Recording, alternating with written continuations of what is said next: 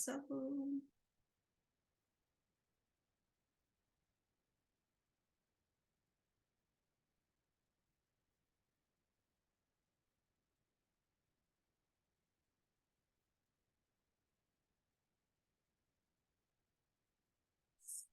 today we are going to discuss the 13th chapter of Prajnapana Sutra, which is given especially in the second part of Prajnapana Sutra. So might be you all are reading the text and you have seen this chapter also.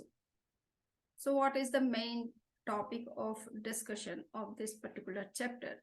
So we know that the things are changing at every moment. So what kind of changes are taking place in the case of the living beings and in the case of non-living entities? That is the main subject matter of discussion of this particular chapter.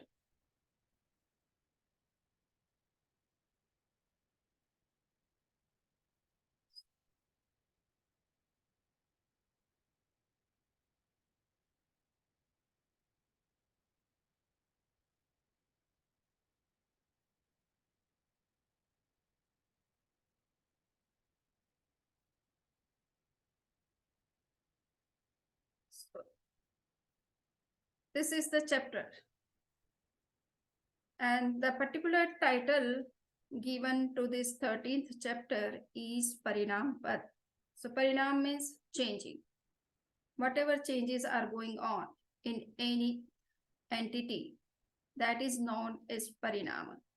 So there are two words, change, or you can say mutations. So what kind of mutations or what kind of changes are taking place in all the entities, whether they are living or whether they are not non-living. So this is the main subject matter of this 13th chapter. Now first we have to understand what is change in Jain perspective. And okay.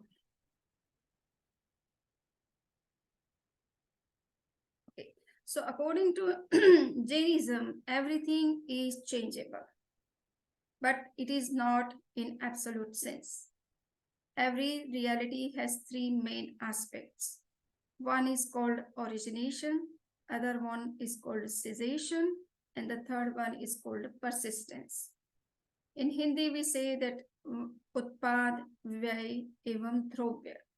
So these are the three main aspects, three main characteristics or qualities or attributes of each and every entity, whether it is living, whether it is non-living. So it is said that the reality is a kind of variable constant. It is static as well as changing at every moment. And therefore, these are the three main aspects or attributes of reality. Though in general, we see that things are very static, they are not changing. And that's why we say that I am Chaitanya Pragya. So from birth to death, I say myself as Chaitanya Pragya. I identify myself as Samani. So I am taking this form stable, and that's why from birth to death, I say that I am so and so. So it looks that the thing is not changing. I am the same from birth to death. But we know that we are same. Instead of that, we are changing at every moment. And that's why we are getting the age. When I was child, I was called as a child. But when I grown up, then I'm recognized as young, and then I'm recognized as adult.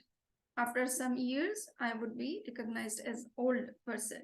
Okay, so all these changes are taking place in every living beings, and that's why there is such kind of nomenclatures or identifications which are added to all of us. Similarly, in the non-living objects, we perceive so many types of changes. We see that whenever we buy some new object, we find that the color is so fine, having very good structure, but with time, we find changes in the color, also in the structure. After some time, the object uh, breaks into pieces, and it is no in the same shape. So this kind of changes we are finding in every living and non-living entities.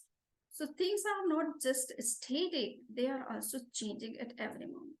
So nothing is stable or nothing is changeable in absolute sense. Everything is changing and static in only relative sense. So everything is both static as well as changing, and therefore each reality is of dual nature. Since it has two opposite qualities, changing and static, to be static. So these are two very different qualities, but you can find both the qualities in one and the same object. And therefore, each and every object is of dual nature. So such reality is always transcendental and also inexplicable in its totality.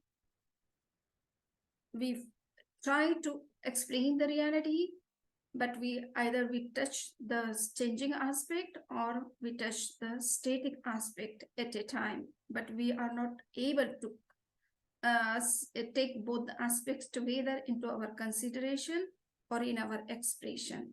So that's why it is said that reality in totality is always transcendental and inexplicable. Now you can see here that how the things are changing or having various different forms. And here we have to understand the concept of change in Jain perspective.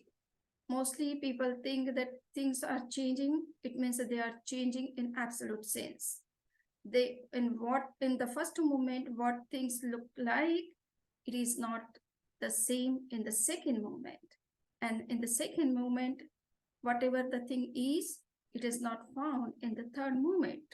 So when person or any individual perceives this kind of changes, then he understands or explains the change in very absolute sense. He says that okay, things are changed and they are completely changed. They are not the same. And this is especially the view of Buddhism. Buddhism believes that everything is changing at every moment and it is completely changed. It has nothing the same that was in the past. So they say that things are completely changing. So there is no relation between the thing of one moment and the thing of the second moment, because the thing of the second moment is completely changed. And on the other hand, we find the Hindu Vedic view about the reality. They say that things are not changing. It is only our illusion of our mind that we are perceiving some kind of changes in the object. The object is always the same. It never changes. It remains as it is in its nature. So that is a kind of one view, but they are understanding that the entire reality is having this kind of nature only. And that's why Jain perceives Buddhism and Hinduism as what we say is not the correct approach to understand the reality. If we want to understand reality in true sense or in a correct sense, then we have to see both the aspects, changing aspect and also the static aspect. So this is changing doesn't mean, according to Jainism, the complete transformation, complete change. Nothing is the same. That is not the concept of Jainism. According to Jainism, what change means? Change means here transformation of a substance from one state to another state without losing its essence. And that is change. Change, therefore, is a relative term.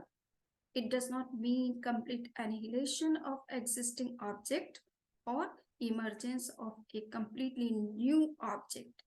It always stands for the change of the old form and emergence of a new form of the same object. So according to Jainism, nothing is destroyed, everything only gets reformed or recycled or reborn.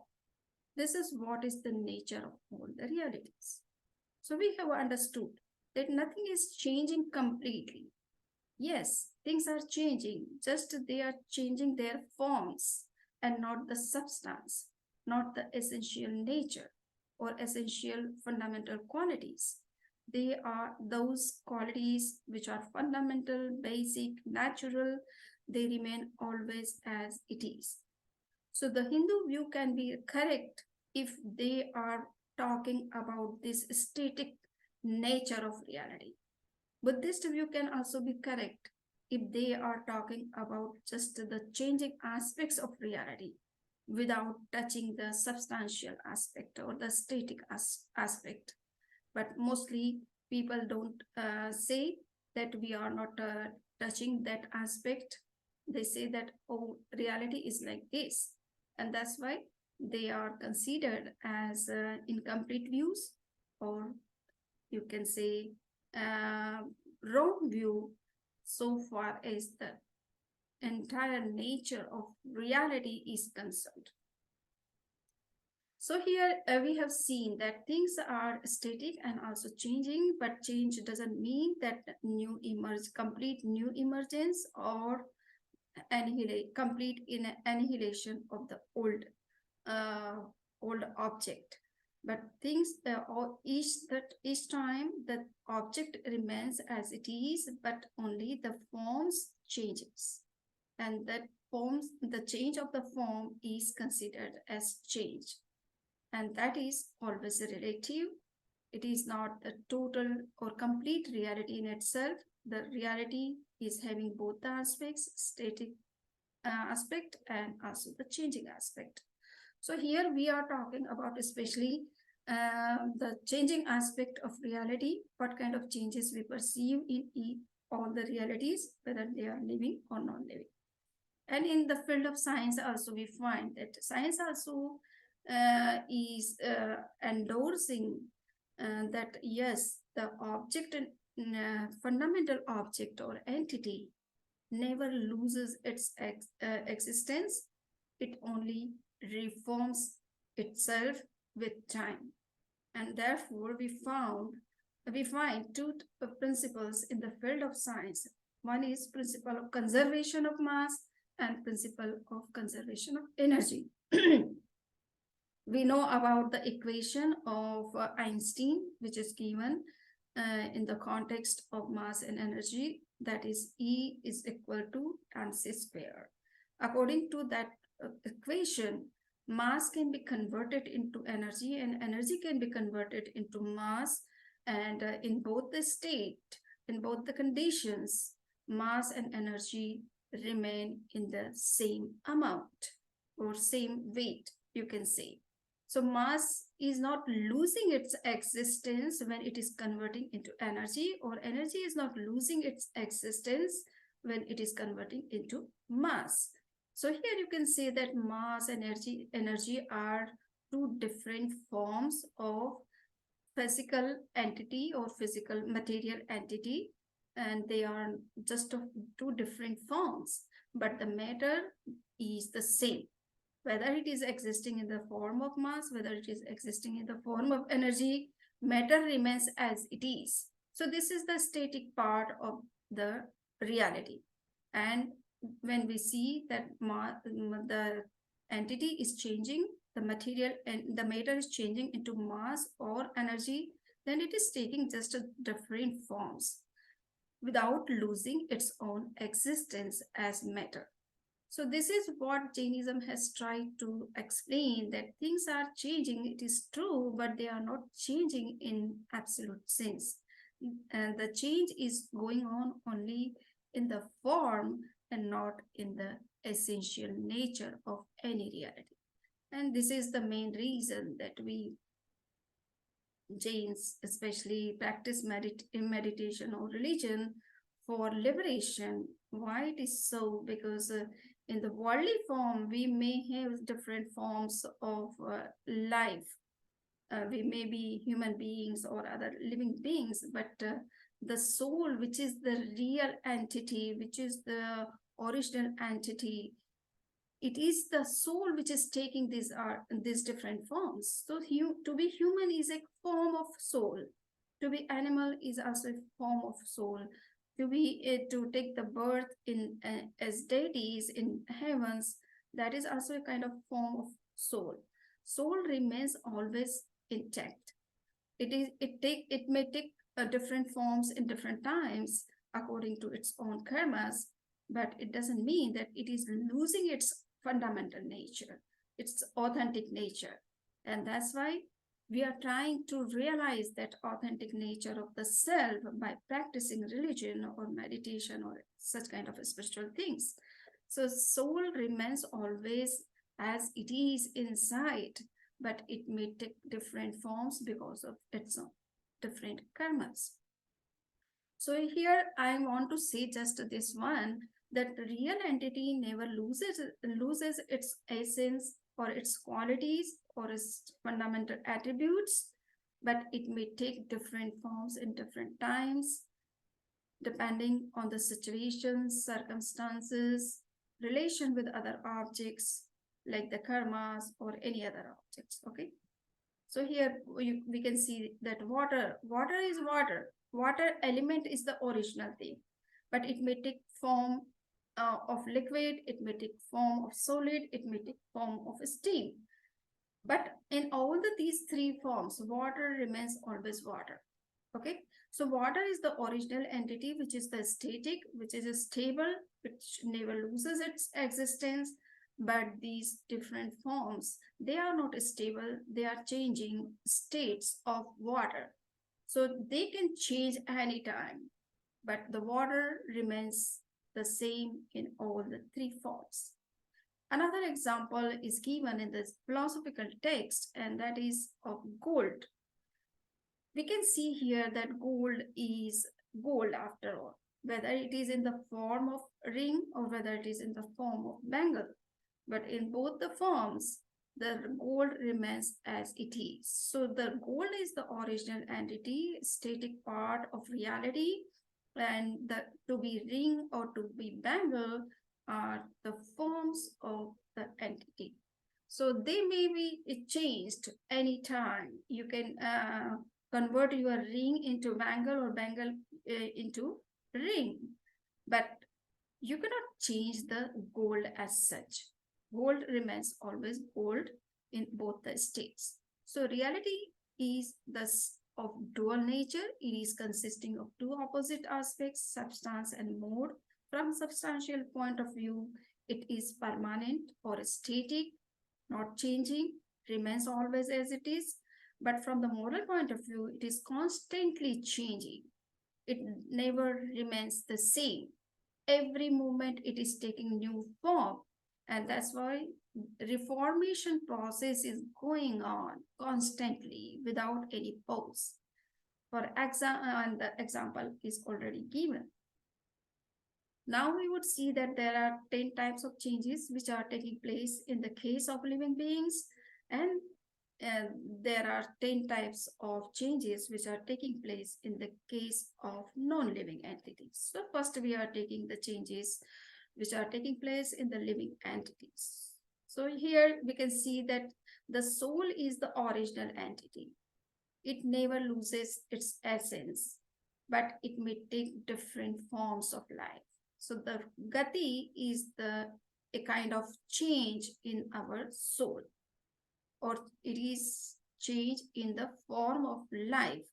Okay, so that is a kind of modal change. the substance remains as it is. Whether we become human, whether we become animal, or whether we become God or deities, you can say, or whether we become hellish being, in all these different forms, soul remains as it is, but it is taking different forms because of the karmas. So these four types of forms of life, they are recognized as a kind of change in the soul. Indriya, senses, development of the senses. So we find that different living beings are having different number of senses.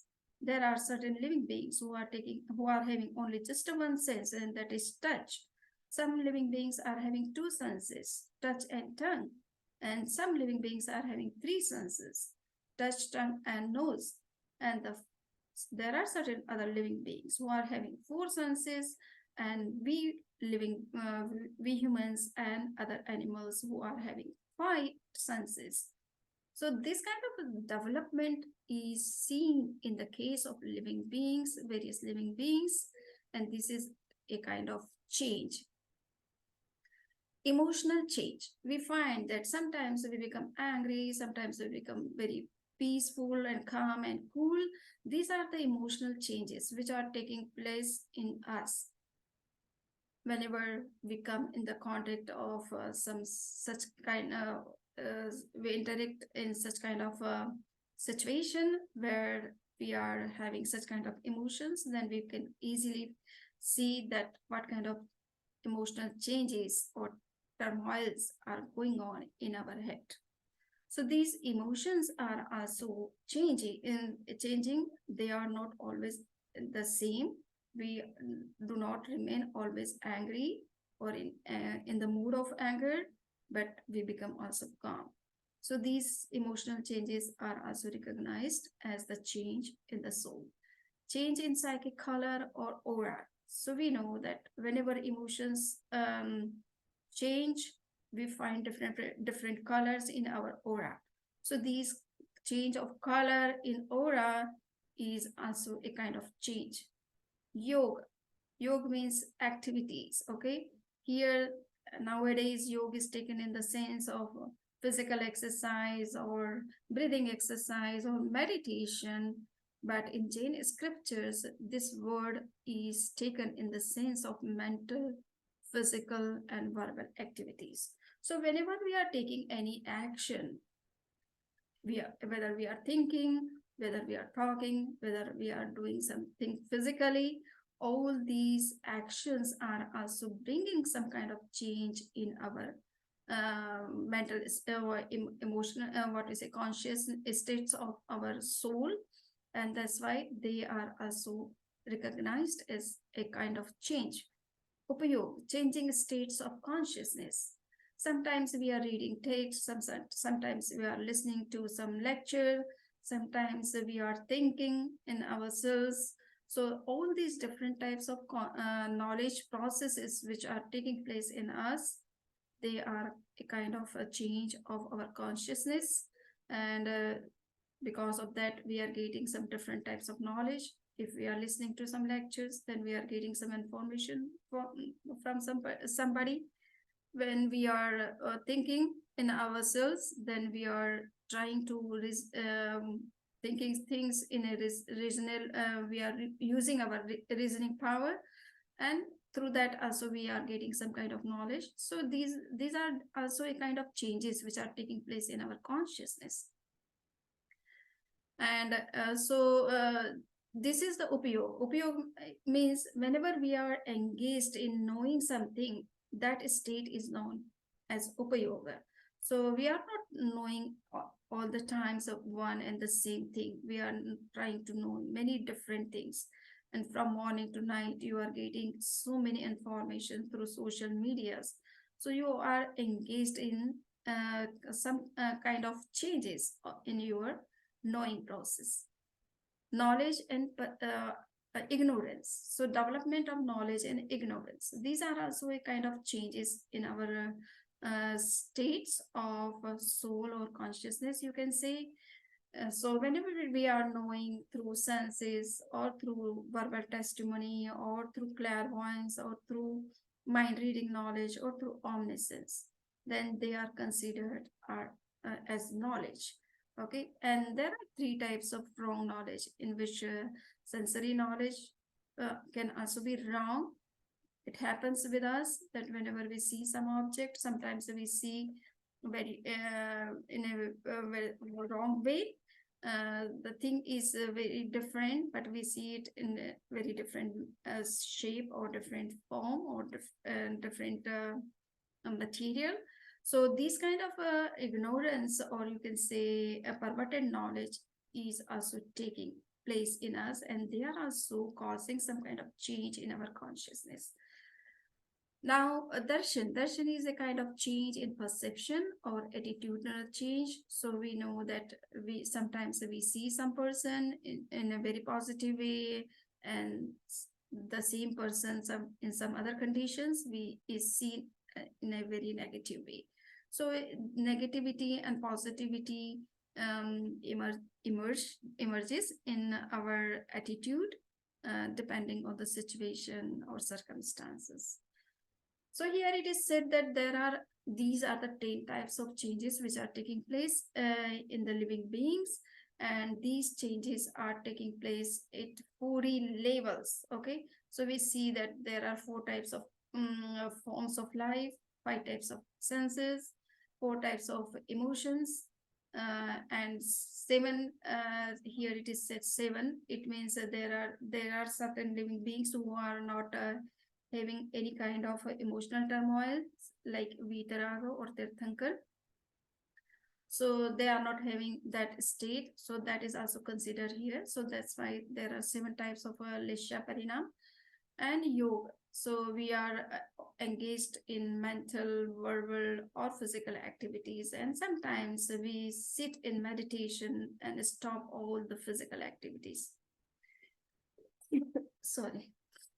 And then Upayog Parinam. So Upayog Parinam, we have already seen that there are 2 types of Upayog. One Upayog is called Sakar and other one is called Anakar. Whenever we see an object, we take general observation about the thing, and sometimes we want to go into detail of each and every aspect of that object. So that is called a Sakar Upayog. And Gyan, Agyan, Parinam. So we have already discussed there are 5 types of knowledges which are right knowledge, and there are 3 types of knowledge which are wrong knowledge. So somebody might have right knowledge and somebody might have wrong knowledge. So it depends on the person.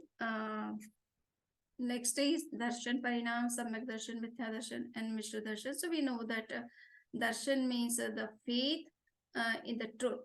Okay, so if somebody believes in the truth, somebody says something different from the truth, and somebody is very much confused. So in all the 3 states, they also show the change in our consciousness or in our soul. Charitra Parinam. So you can see that the code of conduct is not the same of all the people. So they are also showing that this kind of changes are seen in different living beings. And Ved Parinam. Ved Parinam means the sexual desires. So somebody may have the attraction towards the women, somebody has the attraction towards the men, and so there are certain people who are having attraction towards the male and female both. So that kind of people are also there. They are known as Napunsak. And after 9th Gunasthan, we find that all living beings transcend this sexual desire, and they become free of this sexuality. Here we can see that in the Prajnapana Sutra especially, it is shown through chart that how these different living beings are having this kind of changes. And what kind of changes they are having, that has been shown here. So without going into very detail, just I'm mentioning 1 or 2. For example, you can see here that the first category of living being is considered as the hellish living beings. That is the lowest form of life. And the hellish beings are having just one form of life that is known as hellish life, and they are having five senses. Four types of patients are there in them. They are having some kind of aura, and though their auras are always inauspicious. So they are having three types of inauspicious aura. They are having black color in their aura, or blue color, or pigeon color, and not very good colors. So they are also engaged in some mental, physical, and verbal activities. So they are fighting with each other. So they are shouting, screaming when they are given pain. So this kind of things you can see them in them. And upayoga, so they are also having both the types of upayoga. It means that whenever they are perceiving some object, they may perceive in a very general sense or in a very specific sense. They are having only three types of knowledge: Mati, Shruta, and Avadi. It means the sensory knowledge, articulate knowledge, and the clairvoyance. So the clairvoyance may be right and wrong, both types, depending on the particular individual hellish being. Attitudinal changes, you can see that yes, and there are all the three types of hellish beings. Some may have very right perception, and some may have wrong perception, and some may have mixed. And now conduct. So far as the conduct, the code of conduct or quality of their life is concerned, they are devoid of all five types of what we say conduct, code of conduct, which are especially found in the monks and nuns. So that's why it is said that they are devoid of that kind, and they are not having any kind of charitra or code of conduct. They are devoid of good qualities of life. And then Ved means they are having a sexual desire. So since they are Napunsak, so they are having that kind of Napunsak Ved. And in this way, you can find that there are 29 such kind of qualities are found in the hellish beings. So these qualities show that they are having such kind of states of their consciousness of. Next is Bhavanpati and Vyantardev. So we know that these two types of gods, they are considered as the lower gods in comparison to the Vaimanic god. So Bhavanpati god, they live especially in the lower universe, and they are of 10 types. So here you can see that so far as the life form of life is concerned, they are having just one type of form of life, and that is you can say celestial form of life. And they are also having five senses. They are having four types of kashayas. They are having four types of leshyas. So since they are gods and goddesses, so they some gods and goddesses who are having very what we say good qualities and what we say very good personalities. So they are having also the four, and so far as their color is considered, they including their physical color, it is said that they are having four types of auras. And four types of kashayas in them, and fourth type of lesha. So they are having the fourth lesha and the fourth type of aura. And yog, they are engaged in mental, physical, and verbal activities. Sorry, four types of leshyas are there, not one type. Okay, so there are four types of leshyas or auras in them, and the three types of activities they are also performing, and two types of knowing process they are also using, and three types of knowledge they are having, and three types of ignorance. It means a perverted knowledge.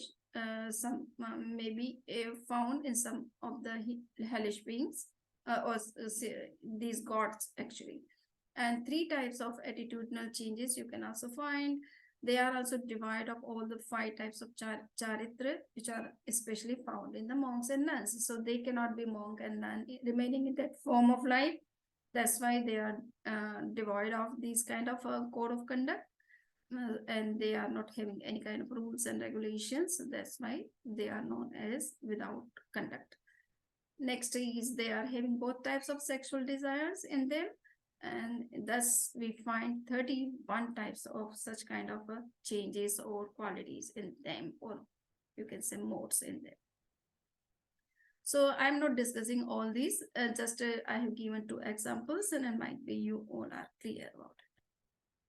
Now we can see just that the gati. So we were talking about the change of form of life. So after death, living being is taking any one of these four types of forms of life. If he is stuck, he is in the world, in the mundane state, then he is taking any one of these four forms of life depending on his karmas. So somebody after death, somebody can be humans again, somebody can go to the subhuman form or non-human form, and somebody can go to the heavenly form of life, or somebody can go to the hellish form of life. Depends on their karmas, what kind of karmas they have earned in this life, and what kind of form of life is fixed for them.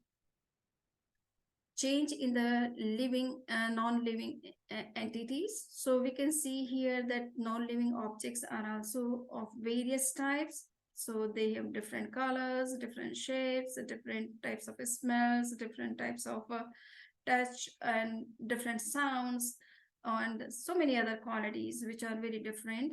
So you can find that all the qualities are not same in all the objects. All objects are having different color, shape, smell, etc. So this kind of changes are taking place in the non-living entities. So there are 10 types of such kind of changes we can see in the non-living entities. The first one is bandhan. Bandhan means integration of particles, which are known as Parmanu in technical terms. Okay, so whenever an object is coming into existence, it is coming by the combination of some smaller parts or particles. So the combination is also a kind of what we say change, or making change in the object, in the formation of the object. So this is one type of change which we find in the non-living entities. Gati here doesn't mean the form of life. Gati means the motion. So we find that all objects are having, not all those objects which are not able to move from one place to another, but those objects which can move from one place to another, so they are also having different types of motion. All are not what we say moving with the same velocity or same speed, so or same kind of what we say touching. So that kind of discussions we will see in later slide. But just here we have to understand that motion is also various types. Okay, sansthan means change in structure. So all the things are having different structures, different shapes, and you can change one shape, the object of one shape into the object of another shape. So shapes can also be changed. So these are the changing states actually. Bhed, disintegration. We know that one object can break into many smaller pieces. So breaking into smaller pieces is known as disintegration. And because of that, the object changes. Okay. So that change is also taking place due to disintegration. Next is Varna, change in color. So we have already seen that color can also be changed. You can paint some object with white color, and after some time, if you want to change the color, you can change the color. So there are various types of colors. You can use those colors and try to change an object in different colors, or you can give different colors to different objects. So these changes, this color change is also a kind of change. And gandh, smell. So it happens that whenever we buy something, it is very, if it is very fresh, then it gives a very good smell. But after a certain time, if we don't use that thing, then it starts giving a bad smell when it is a what we say gets polluted, or we can say there is some kind of such changes. Because of that, it starts giving some bad smell. That's taste. So taste is also changing. So similarly, whenever we bring some mango, suppose the mango is fresh, then the taste is very good. But if we don't use the mango for longer period, then it starts changing its taste. And if we try to taste it, then we don't find that the same taste is there when we brought it in on the first day. Similarly, touch. In touch qualities also we can make some changes. There may be some object which is of a rough touch, and if you want to make it smooth, you can make it smooth. So touching qualities can also be changed. So touch is also a kind of change. And shabda, change in words. Sound. So we know that the television also produces some kind of sound, or gives some kind of sounds, and other objects are also producing some kinds of sounds. But the sound waves which are coming out of these different devices, they are very different, having a different wavelength, a different frequency, different sound, even all different musical what we say instruments, they are producing different sounds. Okay, so sound is also kind of change. You can convert the sound also of some instrument. If it is not giving very sweet sound or melodious sound, then you can what is say repair it, and it can start giving some melodious or some pleasing sound. Aguru lagu. Aguru lagu means there are certain things which are not having weight. For example, I am speaking and you are listening, and my words are going continuously into your ear, but you are not feeling any kind of weight of my words, because the language particles are not having any kind of weight. So you can listen to lectures to lecture hours and hours. Instead of that, you will not feel any kind of weight in your ears, that oh, so many words I have listened, and because of that I am getting so much weight in my ears. So that kind of feeling you will not get, because the sounds have no weight, so they are weightless particles. Similarly, the thinking, the thought waves, they are not having any kind of weight. And that's why, though when we start thinking and thinking, non-stop chatting is going on if in our mind, then our mind becomes so tired. So that is a kind of tension or tiredness of the brain. But thoughts are not giving any kind of burden to you in that sense. It is not a kind of object which is giving some kind of weight to your mind. So thoughts are also weightless. They are not having any kind of weight. So, and karma, we are having infinite number of karmic particles stuck to our soul. Instead of that, we are not feeling the weight of the karmas, because karmic particles are weightless. So this weightless is also a kind of quality of an object. Okay, now we would see here that there are certain rules for combination or formation of uh, different particles into an aggregate. So whenever we are making an object out of some particles or some smaller pieces, especially the smallest pieces, which are known as particles or parmanu, indivisible unit of material entity. So whenever we are making an object out of some such kind of smallest particles, then there are certain rules for the formation. So what are those rules? According to Jain scriptures, there are 8 types of touches which are found in the material entities or any physical entities. But there are certain material entities which are not having all the 8 types of touches. They might have sometimes 6 type of touches, or they might have sometimes the 4 types of touches, and minimum 2 types of touches. Okay, so especially the parmanu, which are the indivisible unit of any physical entity, they are having only 2 touch. Either they are having hot or cold, or rough and smooth.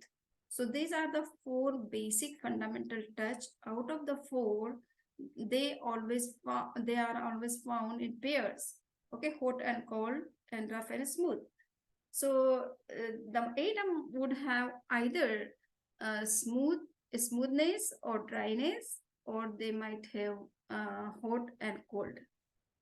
So out of these 4 types of touches, only the smoothness and dryness, these 2 qualities, 2 touches, are responsible for the integration or formation of an aggregate. And how they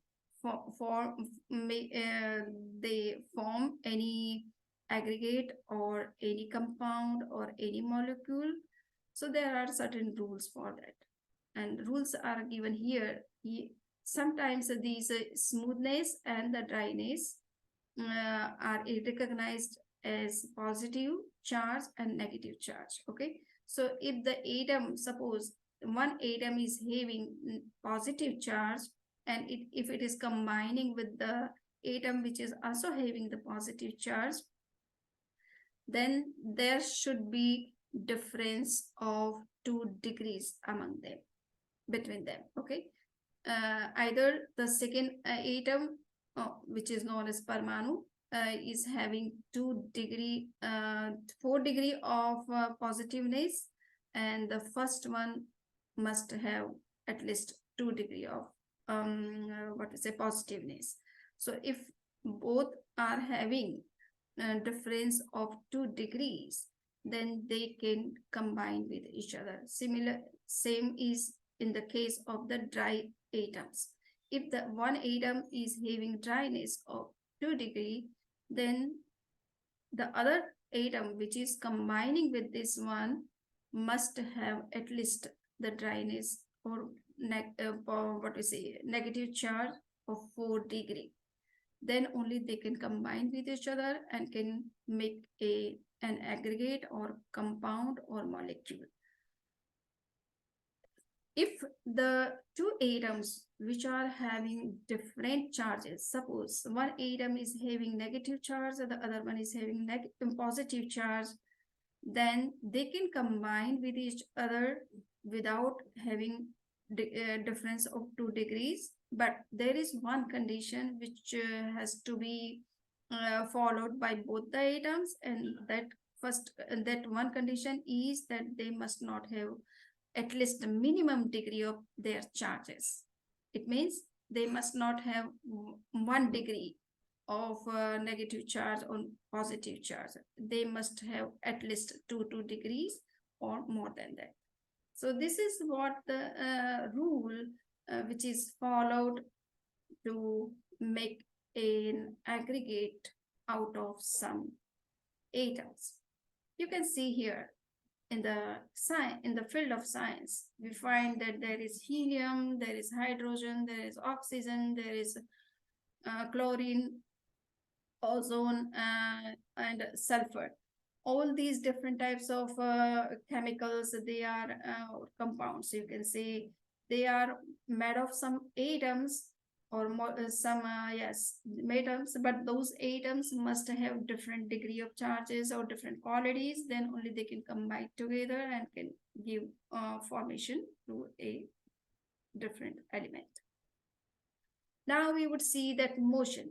We were talking about that motion is not of of one type, but there are different types of motions which we find in the different objects. So you can see that jet is flying with different speed and the car is going with different speed. So both are having different speeds. Not only this one, just we have to see that the very amazing thing which has been discussed in the Jain scriptures is this, that there are certain objects which are not touching the space. They are flying with such a high speed that they are not touching even the space. And the example of aeroplane is given here just to clear the point that as the car is going touching the ground, the aeroplane is not touching the ground, is it?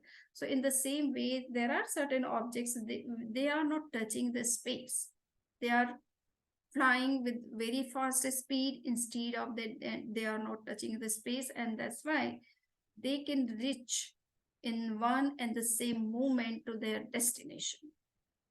So, for example, the liberated souls, as soon as they liberate from the physical body, their last body, in the very moment they reaches the liberation place or the abode of liberated living beings, they don't take even the second moment. So you can see that those objects who are moving without touching the space, they do not take even the second moment to reach to their destination. But those objects which are touching the space, they may take longer period depending on their distance and depending on their speed. So here, especially in the Prajnapana Sutra, we find these two types of motion, Sprishad Gati and Sprashad Gati. So motion without touching space, like an aeroplane flying without touching the ground. And Sprishad Gati, it means a motion touching space, like a car going touching the ground.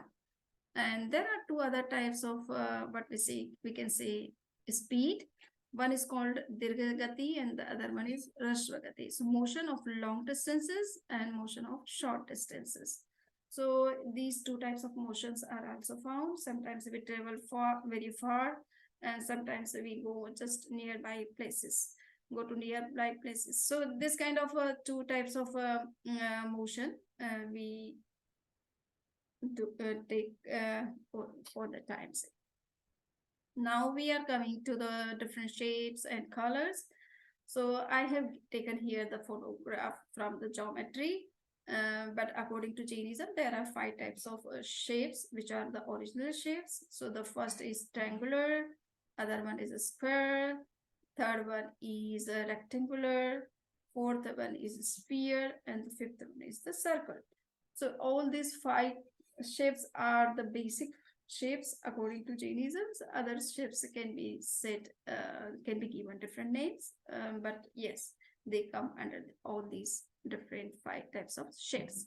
Similarly, the objects are having different colors, so colors can also be changed, as I have already said. Now we would see that disintegration. Disintegration also takes place at 5 levels in different things. We can see that there are one type of disintegration happens in the case of the powder. Whenever we are making any powder of any element or any grain, we find that this powder comes into this shape. So that particular grain is grinded in the way that it breaks into very smaller pieces, and those pieces are recognized as powder like. Okay, so churn, the technical term for it is churn. The second is khand. There is one object which can be broken into different pieces, or which can be made by joining different pieces. So these pieces are known as khand. Anuttatika. You can see that whenever we go find any kind of such kind of cracks in the ground or in the earth or near the pond, then it is known as Anuttatika. Pratar, we see that the earth is having so many different layers. So these layers type of division of any object is called pratar. And there is Tatak Rekha. Whenever we go to near to any pond, then we find that there are certain types of breakings are found in the soil of the ocean or rivers like.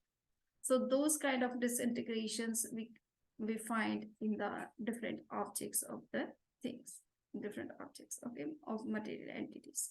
So in this way, I have tried to discuss about what kind of changes are taking place in different objects, and all those changes are very familiar.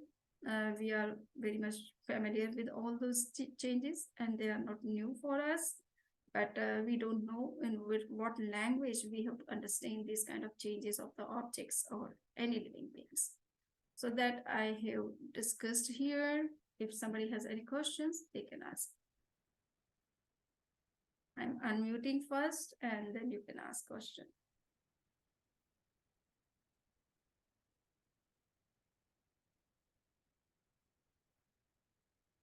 Now everybody can unmute themselves, herself or himself, and can ask any question. वंदामी, जैसे हम बोलते हैं ना कि language में अगुरु लघुपणु है, तो वैसे आत्मा में भी अगुरु लघुपणु है ना? Yes, all the what we say non-physical entities, they are also weightless. Whether it is soul, whether it is dharmastika, whether it is adharmastika, whether it is a space. Okay, so all these things are also weightless, and the karmic particles, the particles of language or words, you can say, they are also weightless. And one more, that is the thought waves, they are also weightless.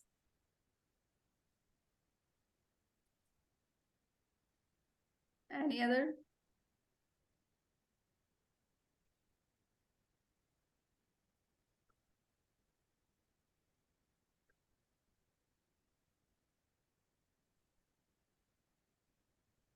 Swami Samniji, you know the table or the chart you have with 24 danda? Yes. Can you explain the Manushya one, the bottom one? Oh, okay. So I can explain it. Just let me share.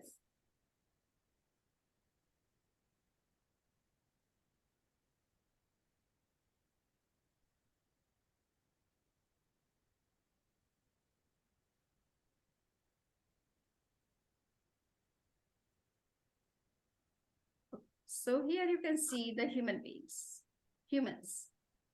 Yes. Okay, so they are also having one form.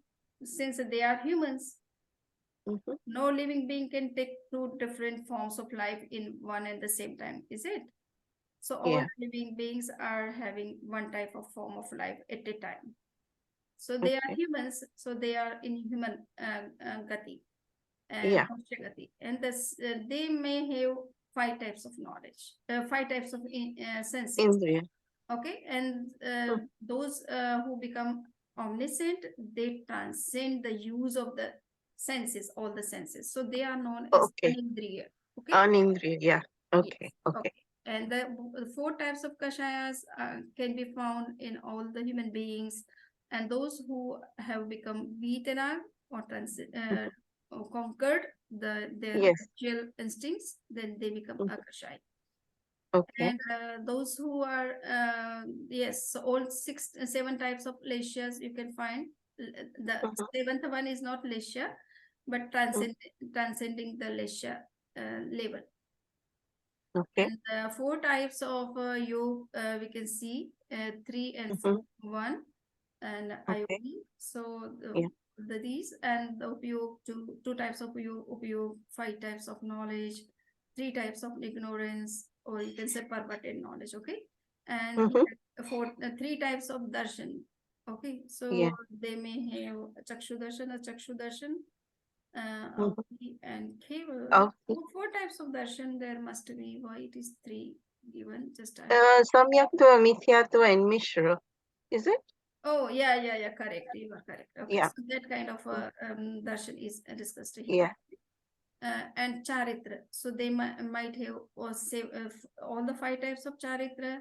There may be some people who are not able to take initiation, so they may be householders, but they have taken some vows.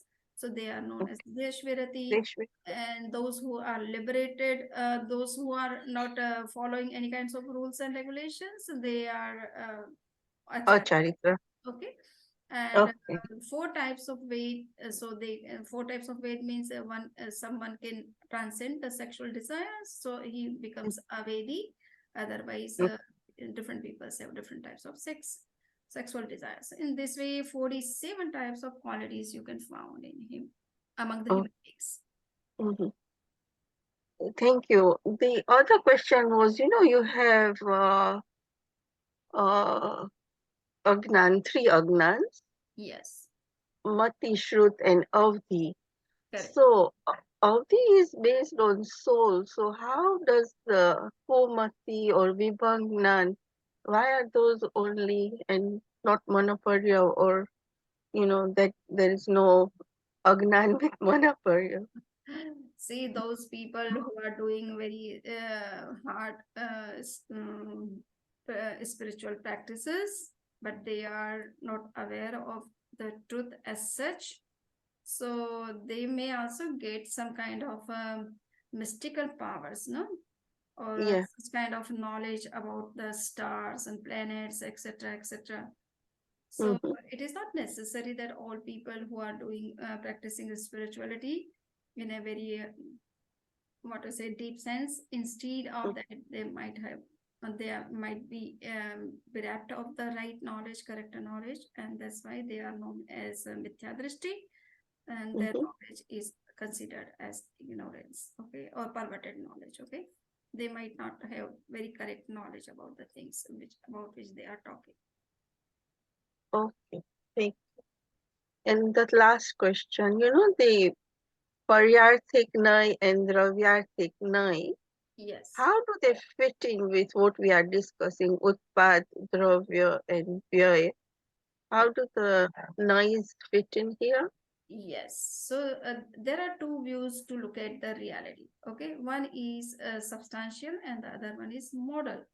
So the Yes. Dravyarthik is a substantial view and the Mm, model is the Paryarthik view. Okay. So the things are yeah. changing. So when you are looking at the changing aspects of reality, then you are perceiving through this model point of view.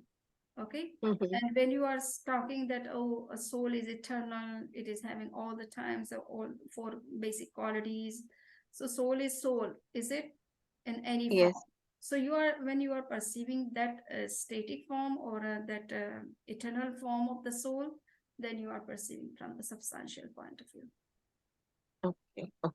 So it's the different Paryay modes or the real Dravya. That's Yes, how it works. Yeah. yes, yes. Okay. We say that all living beings are the same. So Yes. from which angle you are saying the same? Because I am looking very The, different from you. but the soul. So yeah, so the from substantial point of view, you can say that we are same, Yeah. Okay. but not from model point of view. I Yeah. have different features, you have different features, I have different mindset, you have different mindset, my knowledge level is different from you. So all these differences cannot be ignored. They are also reality of our own existence. Yeah. Okay. Thank you. So biodiversity is existing from model point of view. From substantial point of view, Advait Vedant. Okay, they say that all souls are one. One doesn't mean that they are one in number. One means they are having of same nature.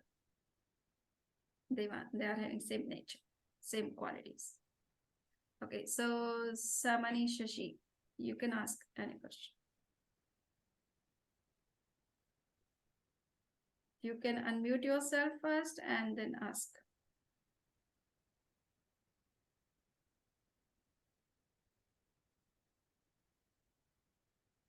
Samani Shashi, okay.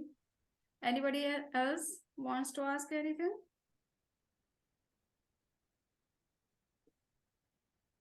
No question. So I think I have finished my talk. Might be it is very clear, but if it is not clear, you can ask anytime through email. Cannot unmute. Okay, why you cannot unmute? Other people are unmuting themselves. Okay.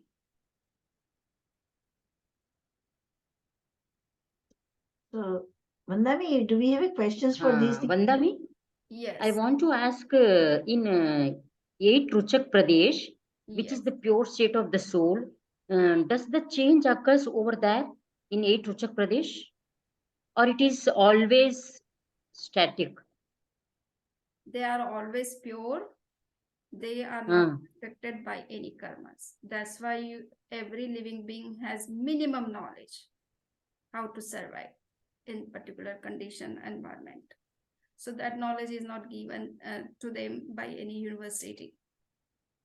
They are having that kind of knowledge. So that much purity is found in all the living beings, and it is because their consciousness is not covered by the karmas totally, so they can know little bit about their life. So 8 Ruchak Pradesh, which are pure, they remain always pure. They are not covered by the karmas. No. Then how we can say? Yes, that's I'm saying that every living being has some minimum knowledge. No, 10 types of sanghas are found in all the living beings. They know how to eat, when to eat. Is it? Okay, so this knowledge is not given by any university. They are having that kind of knowledge, minimum knowledge they are having. So that knowledge is coming because of their inner purity. No, minimum knowledge they have, that I agree. But Yes. I want to say whether there occurs change or not in 8 Ruchak Pradesh.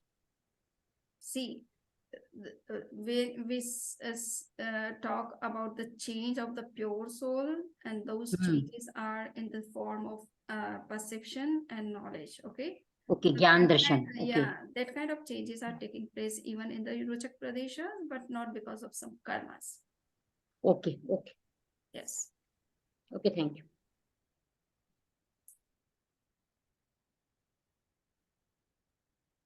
Okay, so done.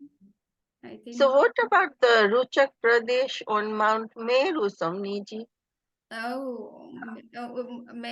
Ruchak Pradesh here means the central 8 arms of the Meru Parvat. Okay, here doesn't mean the Ruchak Pradesh of the soul, since the soul, each Pradesh of soul is having knowledge, no, but material entities are not having knowledge, but they are also known as Ruchak. Ruchak in the sense that they are the central. They are the most central part of that Meru mount. Okay, great. Yes. So, Suresh Kumar, yes, you can ask her. Suresh Kumar, you can unmute yourself, or you are also not unmuted. Just let me check. Okay. Please unmute yourself.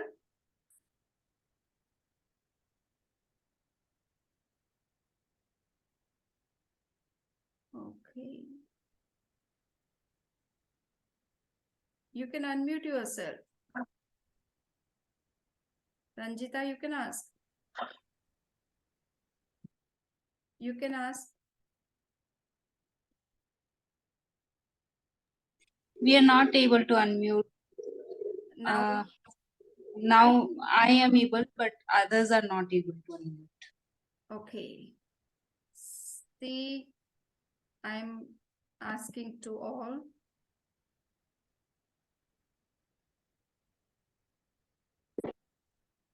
Now you can check, everybody should check whether they are able to unmute or not.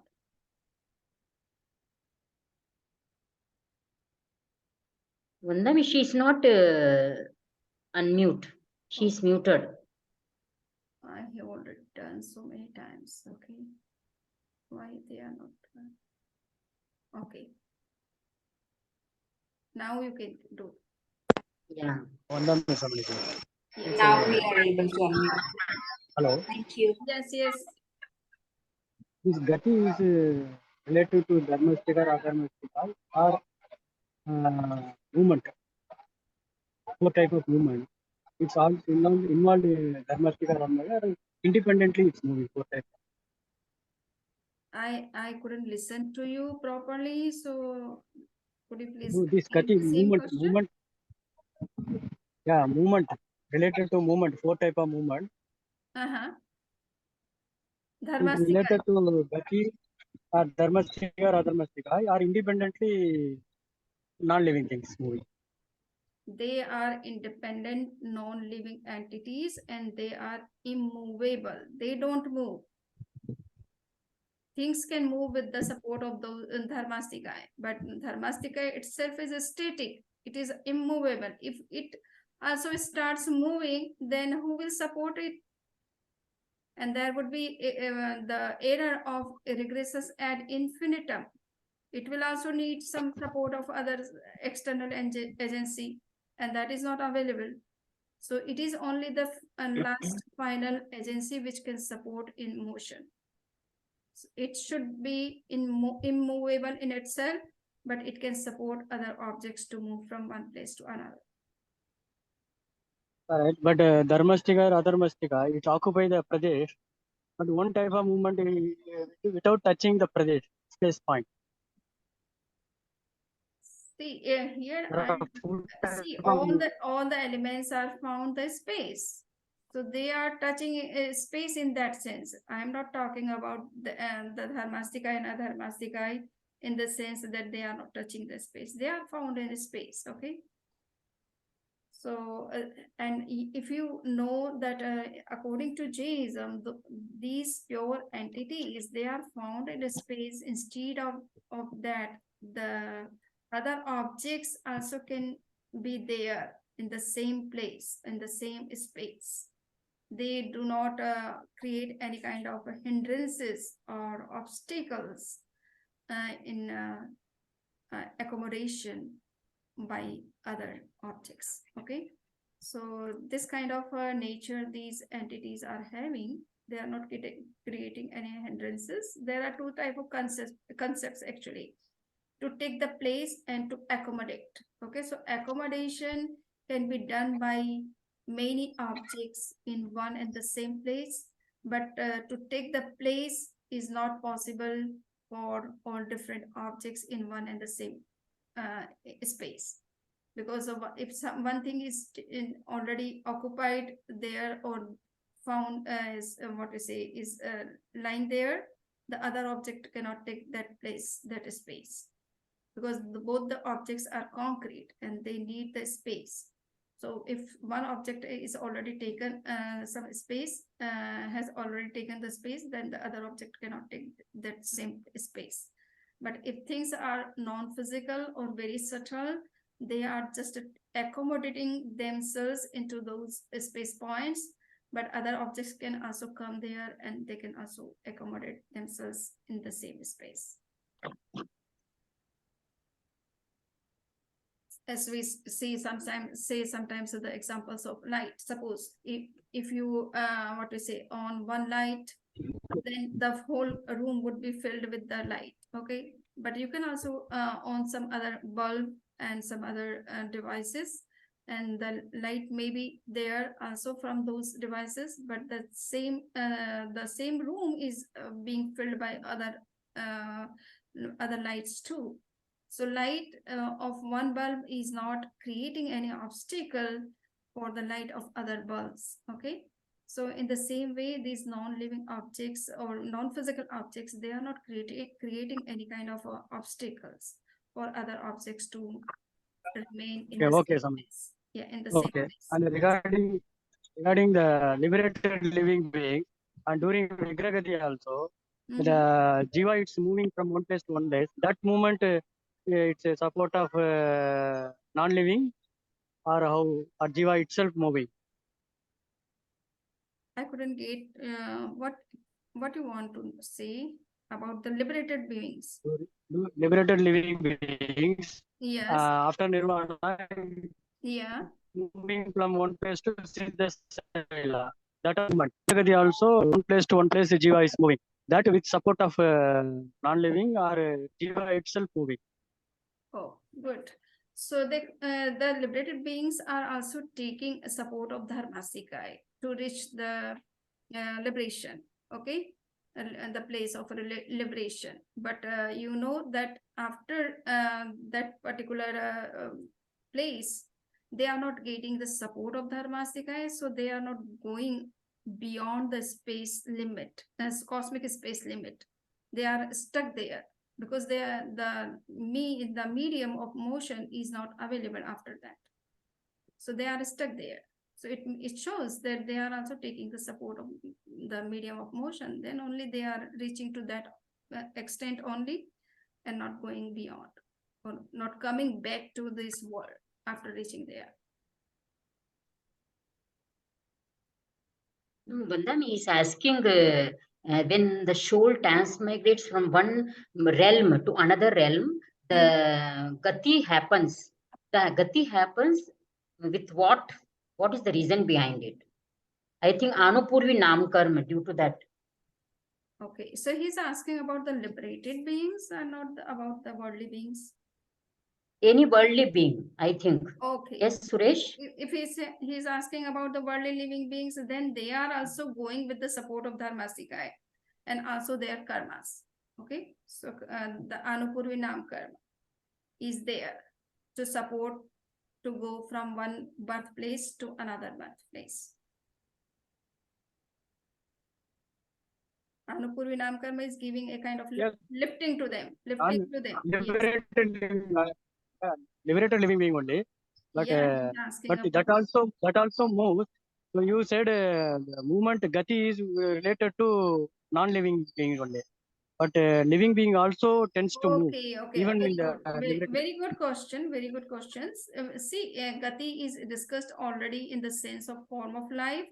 But that is also taken in the sense of motion. Yeah, in the case of the living beings, it is not mentioned in that way, but that can also be considered, okay, in the case of living beings. Okay. Yes, you are correct. And the siddhas are also moving with the speed, with the what we say, with the motion, like the asprisha gati. So that's why siddhas are reaching in one and the same moment. They are not taking even the second moment because they are not touching the space points when they are reaching to liberation.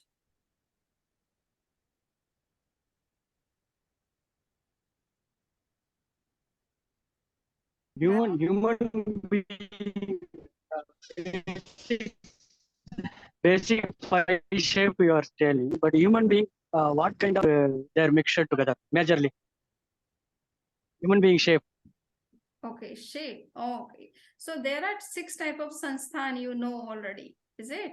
Some chaturasya sansthan, ardhanaraj, naraj, kilika, sevarta, these kind of, there are 6 types of sanghanan and 6 types of sanstans are there. Vajra, Rishabh, Naraj, these are the 6 types of bones which are found in human body. And there are 6 types of sansthan also, in which we see about which are the shape. Some chaturasra. Oh, some chaturasra, and yes, Naraj, Ardhanaraj, Kilika, Sevarta, these are the bones structure. Okay, 6 types of shapes are there of human body, which I have to explain in the next time. But right now I'm not remembering the same names. It is getting confused with the bone structures. Okay. Yes. Okay, so thank you for joining the talk. And if you Vandami, I think Ranjita wants to add something. So please unmute her. I was just saying that we cannot unmute. But okay. So there is no question actually. No question. Thank you so much. Thank you for coming.